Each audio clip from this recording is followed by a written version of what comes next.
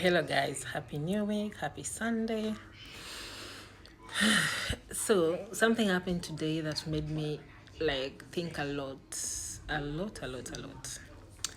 So, being the fact that I work in the, um, hospital environment, and for almost 5 years of my life, I was working with pediatrics, and there was this case of sickle cell patients coming in so much pain, and they were children. It used to I used to feel a lot of pain for them, and you'd see the parents struggling, and you know just being upset about any time they come in and the painkillers delay and all that, and the child is in crisis. Yeah, it was a lot, dealing with the patient, dealing with the parent at the same time.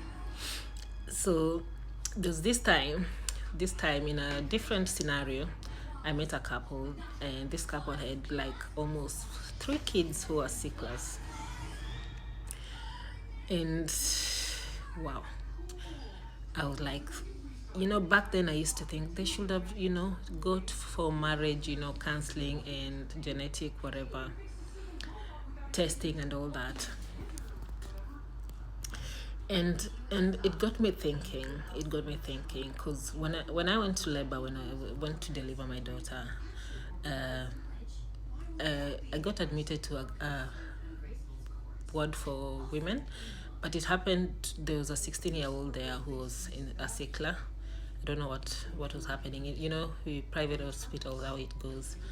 So there's this 16-year-old who was a sickler, and she was in a lot of pain and all that, and she was crying the whole night. And back then I didn't have a lot of knowledge about sickle cell, but the more I went to school, the more I qualified and started practicing. That's when I got to know a lot about sickle cell.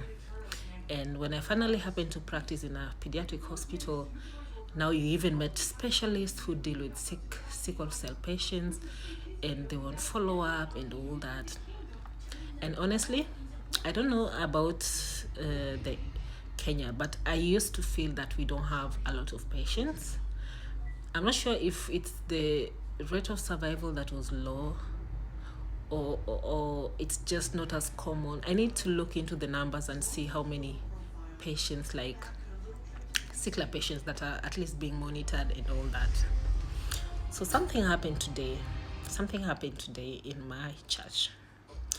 So in my church today, we had a family matters issue, and someone came up with an issue of saying that when he met the wife, they did genetic typing, and the wife said his genotype is AA, and for him it's AS. Forgive me if there's something I'm saying wrong, please just forgive me for that. But sickle cell is a recessive gene disease.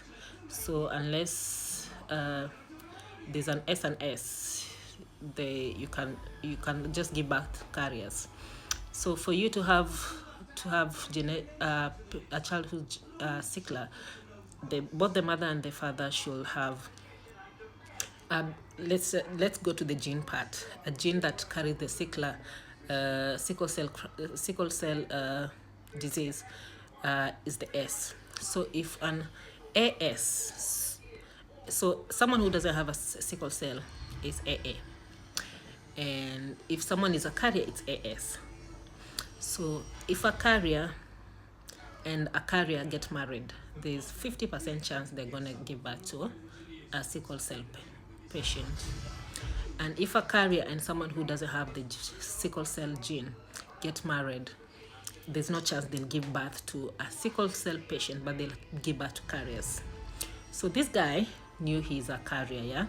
And when he met the wife, he asked the wife, and they did test, and the wife was like, he's not a carrier. She's not a carrier, so she's an AA. But when they got married, they ended up giving birth to a child who is a sickler. So the husband is pissed. They are filing for divorce or something like that. So he was like, he wants to leave the partner. And it got me thinking. I was like, Actually, when they were talking about all this shit, me with my medical field, it didn't even click it's sickle cell we're talking about. Like, why are you guys doing testing before marriage? And it just got me to thinking. I just want to ask, not even Kenyans. I know in Kenya it's not, I don't know, maybe it's me who's ignorant, but I don't think it is that common for people to go do all this genotyping and all that before they get married. I don't know, maybe it's because I'm not married. I just want those who are married to tell me from whichever country you come from. And I actually want to hear from Kenyans, because to me, I thought this doesn't happen in Kenya. It wasn't that common.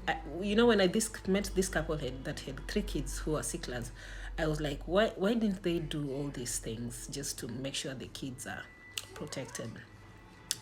But now that I think about it, I just want you guys to tell me, do you all guys do these things before you get married? Do you guys go do genotyping? Yeah, to just know if you're a carrier, to albinism, to sickle cell, there's tongue rolling, and these other conditions that are transmitted through genes, just to make sure that your kids are safe, or maybe your kids don't get to inherit sickle cell crisis, sickle cell anemia, or albinism, or all these other medical conditions that are transmitted by genes. Do you guys go do that? Because I don't know. I think me, if I fall in love, I'll forget about all these things and get married and be happy. But then again, there's this part that later on in life, there's kids that come in and they're always sick. They're always going into hospital, or maybe they're born with medical conditions that create tension in that family. They create friction. And no offense, I've had cases that people split up, when a child is born with all these conditions, maybe albinism, and the man walks away. I've seen a man who walked away and looked at that child and he was like, Sisi Kwetu, we've never had this, so it's you and your home. But forgetting all this, it takes 2. So in your family, there's no one. In her family also, there's no one. But there were genes carried. Both of you carried the genes, and that's why that child was born with albinism. Which, by the way, is not a problem. It's not a problem. These people who live fulfilling lives, they do great things, and you can see from the community. But there's this mentality that still stays that person has disability. So I just want to hear from you guys, from whatever country you come from. Do you guys, go for genotyping? Then if you guys are, carriers of sicklers, both of you, or albinism, do you call it quits? Because I heard that Nigeria does that, or some people in Nigeria do that. I was so shocked. But then I sat myself down and I was like, hey, Grace, you're not married. Maybe people do this before marriage. So guys, please just tell me, do you guys do all this? Because I want to know. And if you're a medic or if you offer counseling services and you get people coming for these tests before marriage, please tell us so that we can also tell people to do it. Because it's all love, and you get married and forget about it. But when I met this couple that had 3 kids with sickle cell, and it was like too much on them, I know they were managing. They always say God can't give you something you can't manage. But when I met this couple, I was like, they should have tested. But when I heard about this, and I was like, no, I don't think we do that in Kenya.